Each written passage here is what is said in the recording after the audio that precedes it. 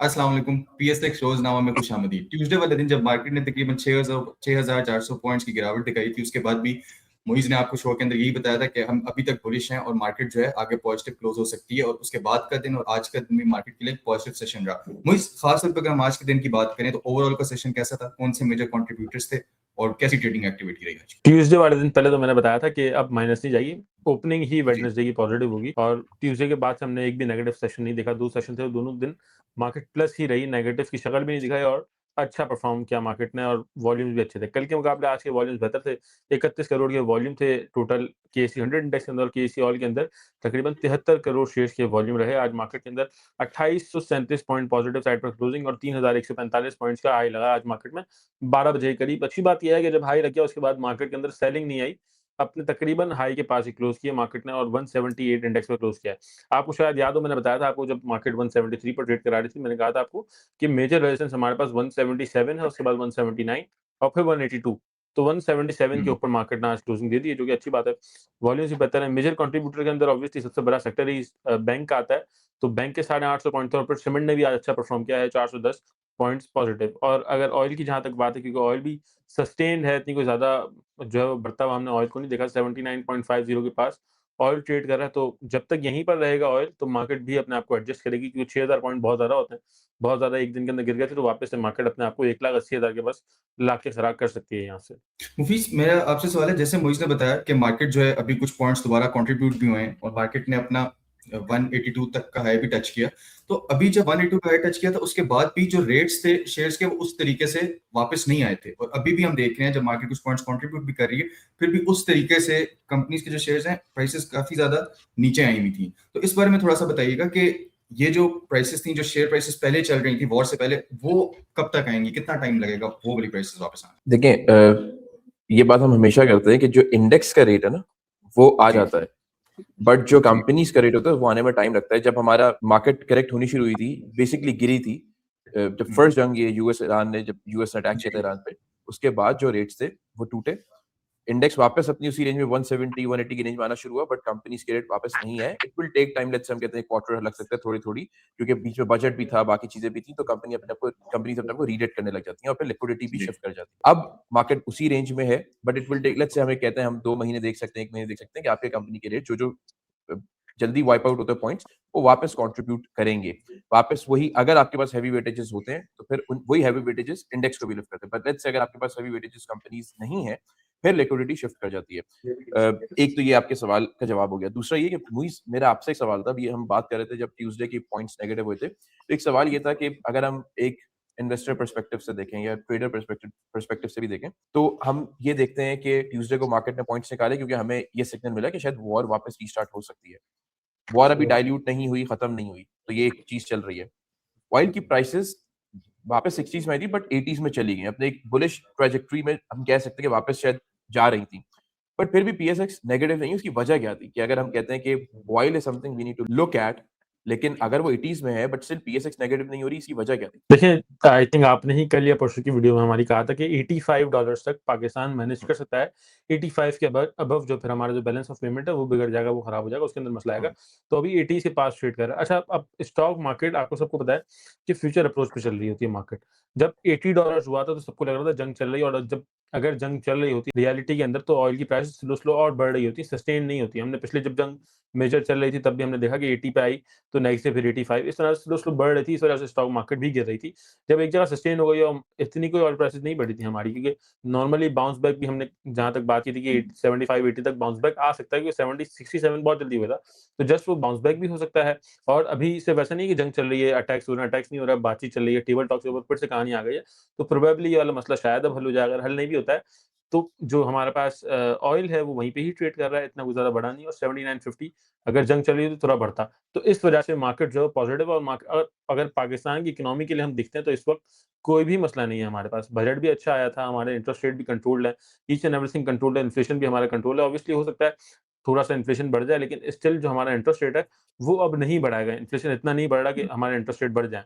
और अगर within 2 weeks अगर हमारे पास ऑयल की प्राइसेस और नीचे आ जाती हैं, पाकिस्तान के अंदर पेट्रोल की प्राइसेस कम हो जाती हैं, तो इंटरेस्ट रेट और कम होने के चांसेस पाकिस्तान में मौजूद हैं। हर चीज़ पॉजिटिव है पाकिस्तान के अंदर, तो इस वजह से स्टॉक मार्केट वैसे भी ज़्यादा बढ़ना, मतलब अगर हम देखते हैं जो रैली खराब हुई हमारी जंग की वजह से या फिर T+1 की वजह से, वो मार्केट और चल सकती थी। मार्केट के अंदर और जगह मौजूद है क्योंकि रेट्स भी अब तक वो वाले वापस नहीं है। तो मार्केट के अंदर आपको हर डिप पर बाइंग अपॉर्चुनिटी मिलती है, वो आप लेंगे तो मार्केट पॉजिटिव होगी। और अच्छा, एक और सेंटिमेंट या एक और मैं आपको पॉइंट बता दूँ, जब भी मार्केट गिरती है ना, जब एक साथ मेजर पॉइंट्स गिर जाते हैं 6000, 5000, 10,000 पॉइंट्स, तो अगर आप हमेशा हिस्ट्री देखें तो उसके अंदर जब मार्केट गिरती है एक साथ एक दिन के अंदर, तो फिर नेक्स्ट डे मार्केट पॉजिटिव ही ओपन होती है। मार्केट पॉजिटिव ओपन हुई, उसके बाद कोई नेगेटिव पॉइंट नहीं था, ना ही ऑयल बढ़ा था उस दिन, तो इस वजह से मार्केट पॉजिटिव ही ऊपर गई। कल $81 पर था, वहाँ से 79.50 आ गया। इतनी कोई ज़्यादा बाइंग नहीं है ऑयल के अंदर, तो आज मार्केट आज फिर पॉजिटिव रही। तो बस सिंपल सिनेरियो है और कुछ भी खास नहीं है इसके अंदर। अच्छा मुइज़, एक चीज़ मुझे और पूछनी थी, फिर साथ में आपको हैंड ओवर करूँगा। जब ठीक हम है। बात इंटरेस्ट रेट नीचे आ गए और कंपनीज़ अच्छी हैं और ये सारी चीज़ें हम बात करते हैं। But when we actually look at the numbers, large scale manufacturing के exports are not improving, they are declining. तो आपकी इकोनॉमी कोई फ्लरिश नहीं कर रही है, let's be honest about it. तो जब हम ये कहते हैं कि हमारी जो रैली चली थी, वो इससे चली थी कि हमारी मार्केट अंडर वैल्यूड थी। अब हमारी मार्केट ने उसको जस्टिफाई किया अर्निंग्स को, but we don't have anything. हमारे पास नंबर्स में कुछ भी नहीं है। आप करेंसी को उठाएँ, आप एक्सपोर्ट्स को उठाएँ, लार्ज स्केल मैन्युफैक्चरिंग को उठाएँ, सिर्फ इंटरेस्ट रेट की बेसिस पे हम ये कहते हैं कि हमारी कंट्री बहुत अच्छा परफॉर्म कर रही है, जो कि नहीं कर रही है। हमारे अब अगर हम कहते हैं ना फॉरवर्ड लुकिंग पे, what else do we have? मतलब इन्फ्लेशन के नंबर्स की अगर हम आज अगर खुदा ना खास्ता एक अटैक होता है, आपके इन्फ्लेशन के नंबर, आपका ऑयल ऊपर चला जाता है। तो अगर हमारे पास एक्चुअली कोई ग्रोथ ही नहीं है, सो हाउ कैन वी से कि कंपनीज परफॉर्म कर रही है? फिर ये तो एक ऐसी बात होगी ना जिसमें हम अपने आप को जस्टिफाई कर रहे हैं कि अर्निंग्स हैं, कंपनीज ग्रो कर रही है, बट ओवरऑल मुल्क ग्रो तो नहीं कर रहा, नंबर्स जस्टिफाई नहीं कर रहे इस ग्रोथ को। देखिए, जो सेक्टर्स चल रहे हैं ना, अगर मैं सिर्फ़ उसकी बात करूँ तो स्टिल हम देखते हैं तो वो स्टिल अंडर वैल्यू है, इस रेट्स पर भी अंडर वैल्यू है। मीज़ान बैंक की हम बात करें, मीज़ान बैंक ने नया हाई लगाया, वो अंडर वैल्यू है स्टिल। और लार्ज स्केल मैन्युफैक्चरिंग डेटा की आप बात करें तो लास्ट ईयर पॉजिटिव था, उसके अंदर अच्छी ग्रोथ आई थी हमारे पास। लेकिन इस बार क्योंकि इस साल के सेकंड हाफ हमारा फिस्कल ईयर का वो थोड़ा खराब हो गया जंग की वजह से। सबको पता है, एवरीबॉडी नो दैट कि यहाँ पर हमें मार पड़ी है, सिर्फ़ यहाँ हर इंडस्ट्री को मार पड़ी क्योंकि इंटरेस्ट रेट्स बढ़ गए थे, इन्फ्लेशन महँगी हो गई, कॉस्ट बहुत सारी लगना शुरू हो गई थी। लेकिन अब स्लो ऑब्वियसली जंग खत्म होगी तो सारी चीज़ें कूल डाउन होनी ना। Each and everything is related to जंग। अगर जंग खत्म होगी तो सब सेटल होगा, सब पॉजिटिव के अंदर वापस चले जाएगा। अगर हम अर्निंग्स देखते हैं तो अर्निंग्स के अंदर भी बहुत सारी कंपनीज़ की इम्पैक्ट आएगा। इस बार मैं बुलिश नहीं हूँ कि अच्छे रिजल्ट्स हम एक्सपेक्ट कर सकते हैं इस साल के एंड में। हो सकता है जो पिछले जो 3 क्वार्टर्स है उनकी अर्निंग्स की वजह से ओवरऑल पूरे साल की अर्निंग्स अच्छी हैं, लेकिन जो लास्ट क्वार्टर है उसके अंदर बहुत सारी कंपनीज़ की अर्निंग्स अच्छी नहीं आएँगी। और आज भी रिजल्ट आया एक लोटे केमिकल का, उसकी अर्निंग्स मेनली इस वजह से बढ़ी, इसके प्रॉफिट मार्जिन थोड़े से बेहतर हुए थे। जो पीवीसी सेल करता है उसके प्रॉफिट मार्जिन अभी भी अच्छे हैं और साथ में अदर इनकम भी थी कंपनी की। वरना उसके रिजल्ट भी कोई खास एक्सपेक्टेड नहीं थे, वो तो कंपनी ऐसी है, उसके मार्जिन बढ़ गए इस वजह से। लेकिन बहुत सारे जो अब रिजल्ट्स आएँगे, वो थोड़े हमें खराब लगेंगे और हो सकता है मार्केट उन रिजल्ट्स का भी प्रेशर ले अगर ज़्यादा रिजल्ट्स खराब आते हैं तो। तो हर चीज़ होती है मार्केट के अंदर, लेकिन हम शॉर्टर टाइम की बात करें क्योंकि रोज़नामा हमारा डेली का शो है, तो उसके अंदर अगर हम शॉर्टर टाइम की बात करें तो शॉर्टर टाइम पे मार्केट जो है वो इस वक़्त बुलिश सिग्नल दे रही थी हमें। जो मेरा ट्यूसडे वाले दिन जो दे रही थी। अच्छा मुझे, जैसे आपने लॉट केम के रिजल्ट की बात की, तो अगर हम केमिकल की बात करते हैं, तो लॉट केम के मार्जिन आपने कहा इंप्रूव हुए तो हमने रिजल्ट देखा।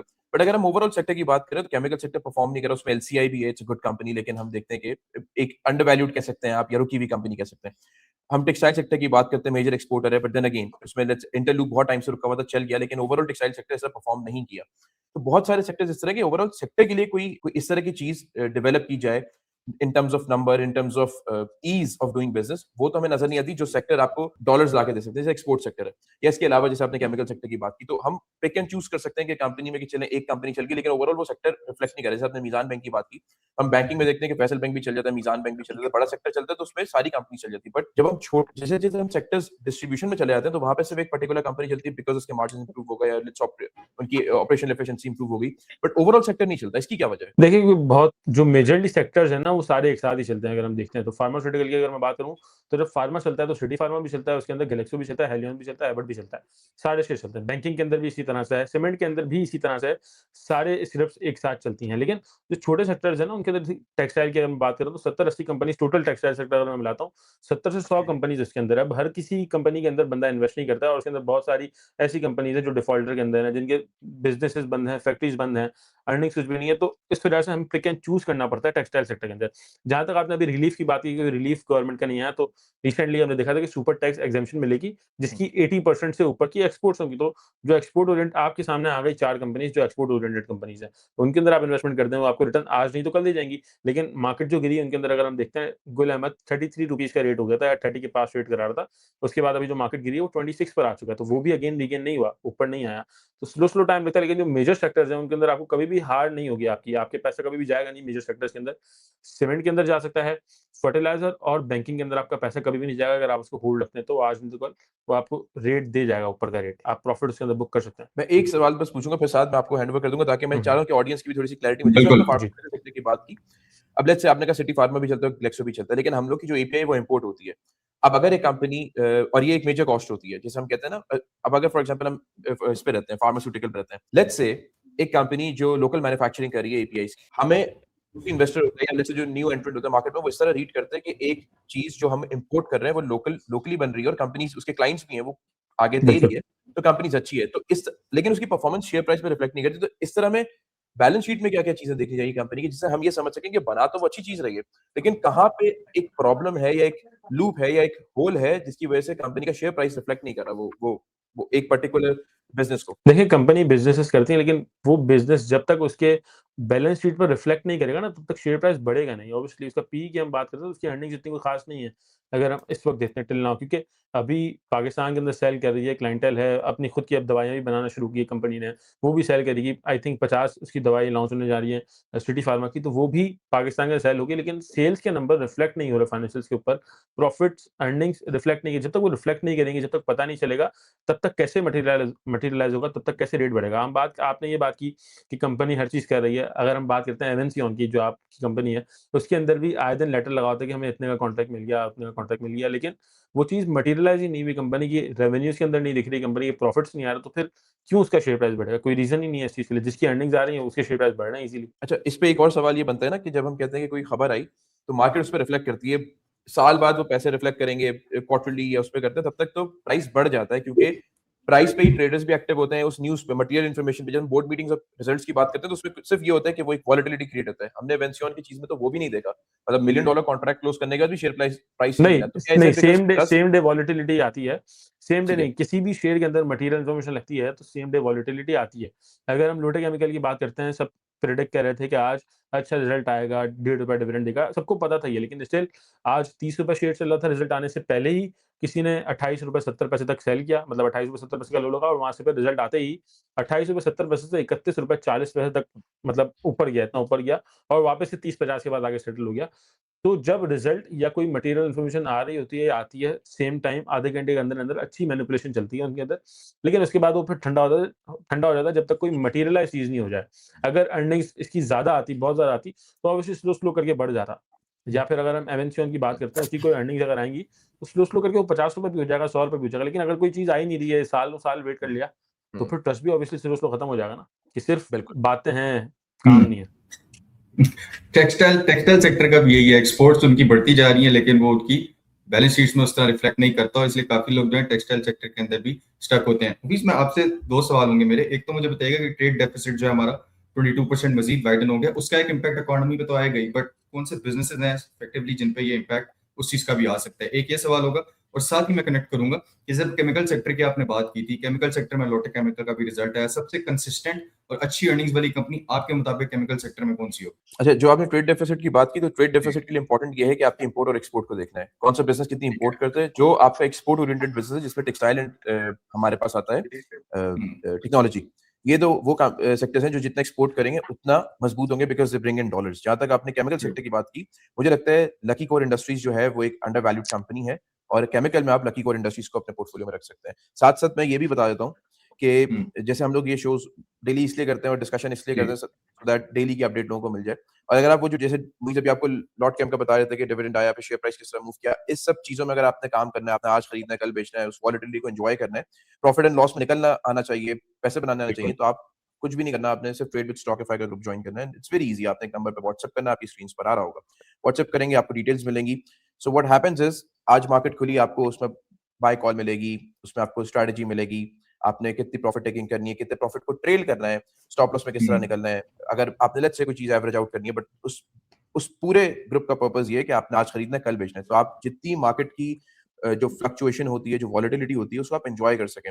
और अब तो वैसे भी जून क्लोजिंग का सीजन है, तो ज्यादा वॉलेटाइल कंपनीज आप देखेंगे कि उनकी बोर्ड मीटिंग अनाउंस हुई, उनके रिजल्ट अनाउंस हुए, तो उसके पीछे बहुत बहुत ज्यादा हलचल होती है। तो उसको किस तरह एंजॉय करना है, उसमें पैसे बना के किस तरह निकलना है, वो सब चीजें आपको ट्रेड स्टॉकify में मिलती है। आप नंबर पे कांटेक्ट करके हिस्सा जरूर बने अगर आप इस सबको एंजॉय करना चाहते हैं। करेक्ट। मोहित, हमारे लिए फ्राइडे की क्लोजिंग पे ऑयल की बॉडी मैटर करेगी, बट जैसे हमने बताया था कि we still bullish on the market. अभी कल का दिन जो है, इसके हवाले से आपको लास्ट डे है, प्रॉफिट टेकिंग करनी चाहिए या मजीद बाइंग करनी चाहिए, इस बारे में भी बताइएगा। तो प्रॉफिट टेकिंग ऑब्वियसली करनी चाहिए। अगर आपने 173, 74, 75 पे बाइंग किया, तो 178, 179 या 177 तक भी अगर कोई बाहर मिल रहा है, तो ऑब्वियसली आपने प्रॉफिट टेकिंग करनी है मार्केट के अंदर, क्योंकि अभी तक सारी चीज सेटल डाउन नहीं हुई है और वीकेंड होगा। वीकेंड के अंदर यू नेवर नो क्या हो जाए, क्या नहीं हो।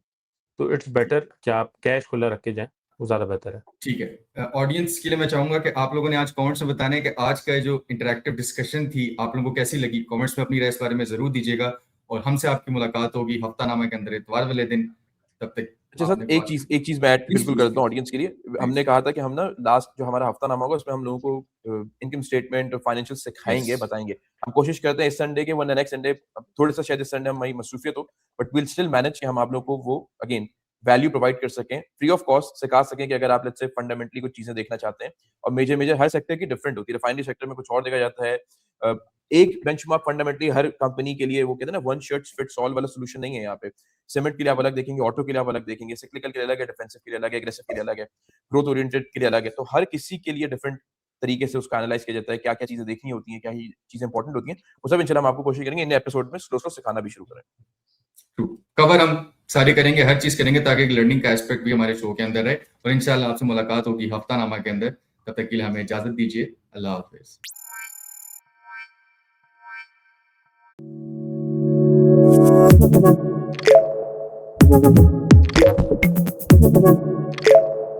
Thank you.